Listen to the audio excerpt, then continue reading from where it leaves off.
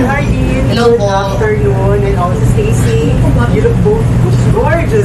Huwag kang kabahan, Hardin. Ang question ko sa iyo is, how was your preparation in your upcoming pageant in Miss Planet International? At saan ka more na-prepare?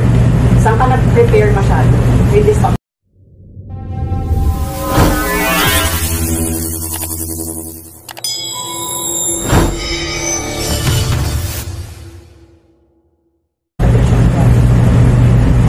Yung physical, unahin natin yung physical.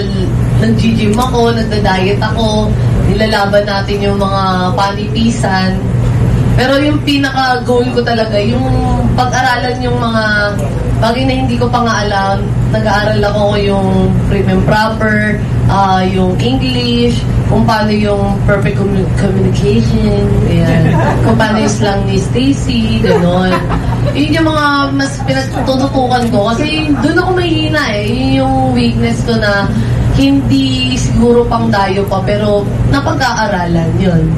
And follow-up question ko lang, nung nalaman mo na ikaw na talaga yung magiging representative natin sa Miss Planet International, ano yung na-feel mo? Ano yung unang pumasok sa isip? Lo, kaya ko ba ito? Kung sabihin ni Binang, kinakabahan na ako nun, pero sa sarili ko, nag-question ako eh. Kaya ko ba ito? Pero, ayun nga, sinabi ko kanina, lahat ng bagay na pag-aaralan, natututunan, at kung willing ka, why not? Congratulations. Salamat po. Thank you so much, Mars. Thank you, Helene. Oh, yes, of course. Armin Adina from the Philippine Training Choir. Hi, Armin. Sa kabila ng lahat ng pagsasanay ng training at ang pinagdaanan mo for Miss Planet International, ano ang nananatili at hindi nagbabago tungkol sa iyo? Kung sino si Hipon nung nakilala nyo, ito nga lumalabas na naman.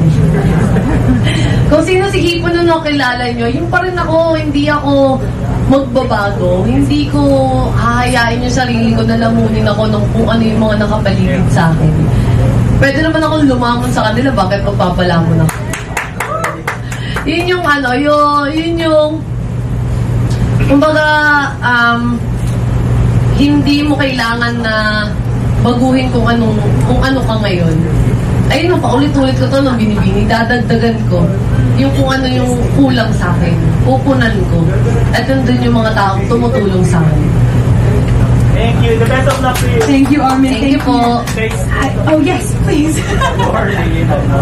Question ko, ano yung pinakamahirap na sakripisyo ginawa mo bilang paghahanda sa Miss Planet International?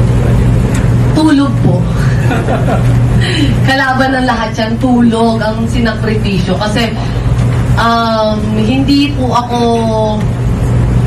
masyadong, kumbaga hindi po ako nagpapapetics. Kasi ayoko pong itulog yung laban eh. Gusto ko ipuspusang kung paano po sila naghahanda. Dinodoble ko po yung mga bagay na ipandadayo ko. Kasi dapat hindi na lang pang dito to eh. Dapat pang Miss Planet International na yung labanan eh.